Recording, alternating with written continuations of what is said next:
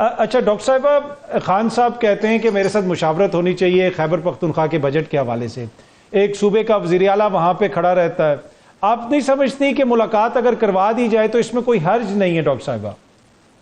یار قانونی حق ہے، آئینی حق ہے. جی میں دیکھیں بالکل ان کا قانونی حق ہے اور آئینی حق ہے، لیکن سب سے پہلے تو مجھے بہت ہی حیرت اس بات کی ہوئی ہے کہ دیکھیں اس وقت جو سیمنگلی جو اپوزیشن ہے وہ بھی کہیں نہ کہیں حکومت میں ہے، یعنی کہ ہر جماعت کا سٹیک ہے اس نظام میں، اور پی ٹی آئی جو ہے وہ خیبر پختونخوا میں اس کی حکومت ہے.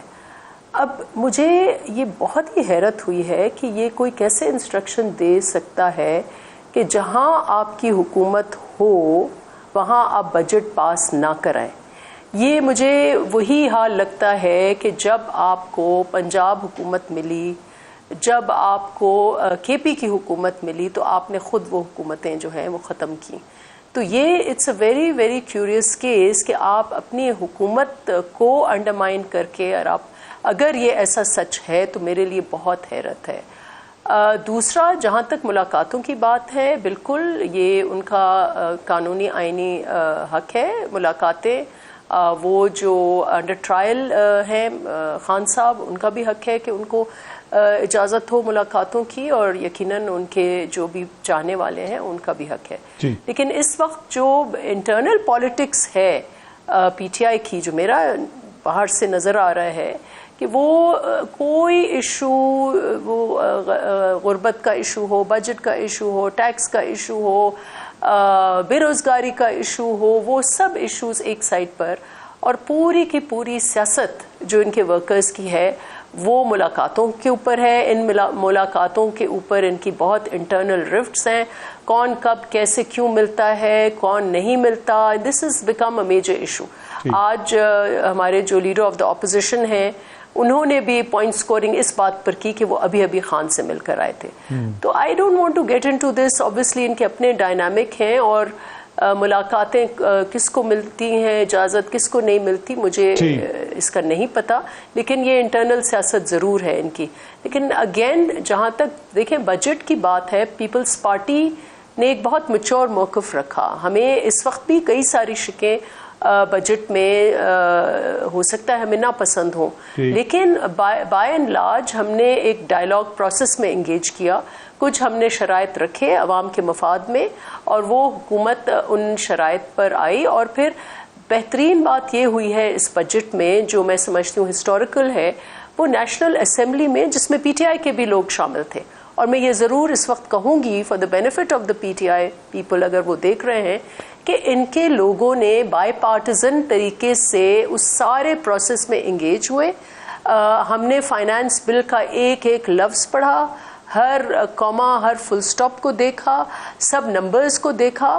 اور جو پی ٹی آئی کے لوگ ہیں وہاں پہ ان کی بھی اتنی ہی سنی گئی جتنی ہماری سنی گئی، کیونکہ ہم نے پہلی دفعہ نیشنل اسمبلی میں فائنانس بل کو اسکروٹنائز کیا، اس میں امینڈمنٹس کی، ترامیم کی، عوام کے بینیفٹ میں ترامیم کی، اور اس میں پی ٹی آئی بھی اس پورے پروسیس میں شامل رہی. ٹھیک ہے. ڈاکٹر نفیسہ شاہ صاحبہ، ایک جو تنقید ہو رہی ہے ہماری رولنگ ایلیٹ کے اوپر کہ ایک طرف بجٹ کے اندر عوام کو اتنا ریلیف نہیں دیا گیا جتنا کچھ لوگ مطالبہ کر رہے تھے، ایون پیپلز پارٹی والے بھی مطالبہ کرتے رہے کہ 50% تنخواہیں بڑھائی جائیں، لیکن حکمراں جو اشرافیہ ہے وہ اپنی تنخواہوں میں بھی اضافہ کر لیتا ہے، اور اپنے لیے ان کی مرات میں بھی اضافہ ہو جاتا ہے. چیئرمین سینٹ صاحب کی تنخواہ 2 لاکھ سے 13 لاکھ ہو جاتی ہے، اسپیکر صاحب کا بھی اسی طرح اضافہ کر دیا جاتا ہے. یہ تنقید کس حد تک جائز، اور پھر پیپلز پارٹی کے دوست تنقید بھی کرتے ہیں، آخر میں بجٹ منظور بھی کروا لیتے ہیں، اس پہ آپ کیا کہیں گی؟ دیکھیں پولیٹیکل ریٹرک کے لیے تو یہ بالکل استعمال ہوگا، لوگ کہیں گے کہ کیوں ایلیٹ اپنے، لیکن دا فیکٹ از کہ اگر آپ اور میں جتنا بھی جسٹیفائی کروں I will again be criticised for it, لیکن دا فیکٹ از کہ اگر آپ ایک 19-20 گریڈ کے آفیسر کی تنخواہ دیکھیں اور ایک ایم این اے کی دیکھیں، تو شاید ایم این اے کو اس وقت بھی ود آل دا ریزز، یا سینیٹر کو اس 19 یا 20 گریڈ کے آفیسر کی تنخواہ سے کم تنخواہ ہے، اور اگر مرات آپ ایڈ کریں تو اس سے اور بھی کم ہے. تو یہ ایک صرف ریٹرک کی حد تک ہے. حقیقت یہ ہے کہ اگر ہم ریجن میں بھی کمپیئر کریں پرکس اینڈ پریویلیجز ایم پیز کی یا وزیروں کی یا چیئرمین سینٹ کی یا جوڈیشری سے کمپیئر کریں, بیوروکریسی سے کمپیئر کریں, تو سیاستدان جو ہے وہ پھر بھی پیچھے ہوگا. اور جہاں تک آپ اخراجات دیکھیں, کوئی جو ایک حلقہ سنبھال رہا ہو, 7 لاکھ 8 لاکھ لوگ اس کے پیچھے ہوں, اس حلقہ سنبھالنے میں 2 3 آپ آفیسز مینٹین کریں. ایک آپ آفس اپنے جہاں اسمبلی ہے وہاں مینٹین کریں, ایک آپ آفس گاؤں میں مینٹین کریں, ایک آپ آفس جہاں کیپٹل ہے وہاں مینٹین کریں. تو آئی تھنک یونینمٹی یہاں ہوگی اکراس پارٹی لائنز کہ ایک سیاستدان کے لیے جو اخراجات ہیں وہ مینیج کرنا بہت مشکل ہے. اور جو ہمارے اگر مراد بڑے ہیں تو وہ کمپیریبل ہیں. بیوروکریٹس کے ابھی بھی ہم سے آگے ہیں, ججز کے ابھی بھی ہم سے آگے ہیں, لیکن میں پھر بھی یہ کہوں گی کہ جہاں تک بجٹ کی بات ہے تو ہمیں ایز اے ایگزامپل سیٹ کرنا ہوگا. ہمیں یقیناً سادگی سے we should not be ostentatious, ہمیں we should have a ground feet on the ground. لیکن more than what we are getting or not getting, ہم کس چیز کو ریپرزینٹ کر رہے ہیں. ہم جب بات کرتے ہیں تو ہم عوام کے ایشوز کے اوپر کتنی بات کرتے ہیں, یا ہم ساری کی ساری اپنی جو ریٹورک ہے وہ اپنے لیڈرشپ کے بھئی اس کو ادھر رہا کرو اور ملاقاتیں کرو, یہ کرو وہ کرو. تو we have to be mindful کہ ہم جب بات کریں تو ہمارے بیک پہ اور ہماری نظر میں ہمارے حلقے کے لوگ ہیں, ان کے ایشوز ہوں, کسانوں کے ایشوز ہوں, ہماری مزدوروں کے ایشوز ہوں, ہماری خواتین, ان کو ہم کیا دے رہے ہیں, جو عوامی کور عوامی ایشوز ہیں, ہم یوتھ کو کیا دے رہے ہیں بجٹ میں. ڈاکٹر صاحبہ ایک تو اس پہ بھی ذرا بریفلی کامنٹ کر دیجئے گا. اس دن وزیر دفاع نے بھی یہ کہا کہ ہائیبریڈ نظام بڑے اچھے طریقے سے چل رہا ہے. آپ کی جماعت بھی اس پہ کافی تنقید کرتی رہی, بلاول صاحب نے بلکہ سلیکٹڈ کی ٹرم بھی دی. آپ مطلب اس حوالے سے آپ ایک طرح سے مطمئن ہیں جس طریقے سے یہ نظام چل رہا ہے؟ آپ سمجھتی ہیں کہ آئیڈیل ہے یا تھوڑی بہت بہتری کی گنجائش ہے؟ 2008 میں جو الیکٹڈ گورنمنٹ آئی وہ ایک معاہدہ ہوا تھا 2 بڑی جماعتوں میں, چارٹر آف ڈیموکریسی. وہ ایک واٹر شیڈ مومنٹ تھا اس ملک کی تقدیر بدلنے کے لیے.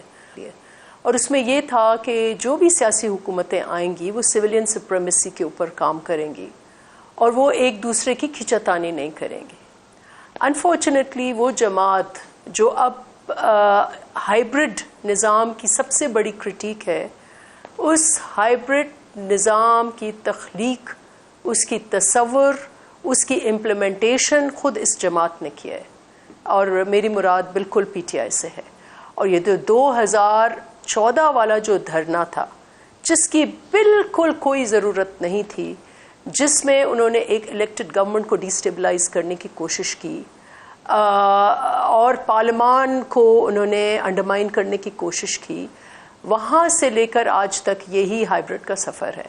اور انفارچونیٹلی ہائیبرڈ نظام کا آنا, اس کا مضبوط ہونا, اور آج بھی اگر ہائیبرڈ نظام, میں اس کو مانتی ہوں کہ جو ہم سویلین سپریمیسی جس کے لیے شہید بی بی نے اسٹرگل کیا, شہید ذوالفقار علی بھٹو نے کیا, یا اب بھی ہمارا وہی ایم ہے کہ ہمیں اسی منزل کی طرف جانا ہے.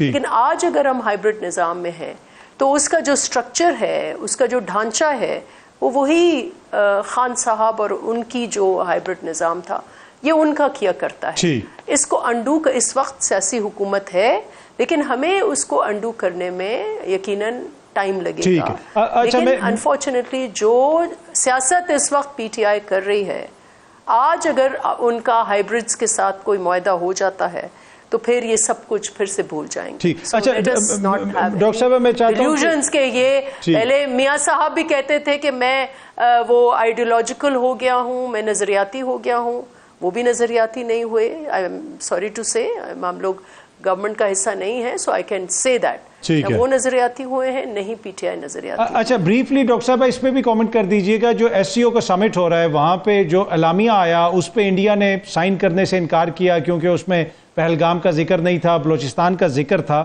آپ کو لگتا ہے کہ انڈیا کے ساتھ اس فورم کے اوپر ہم اپنے تعلقات کچھ بہتر کر سکیں گے یا سرد مہری قائم رہے گی اور انڈیا کی طرف سے دوبارہ بھی کوئی شرارت ہو سکتی ہے؟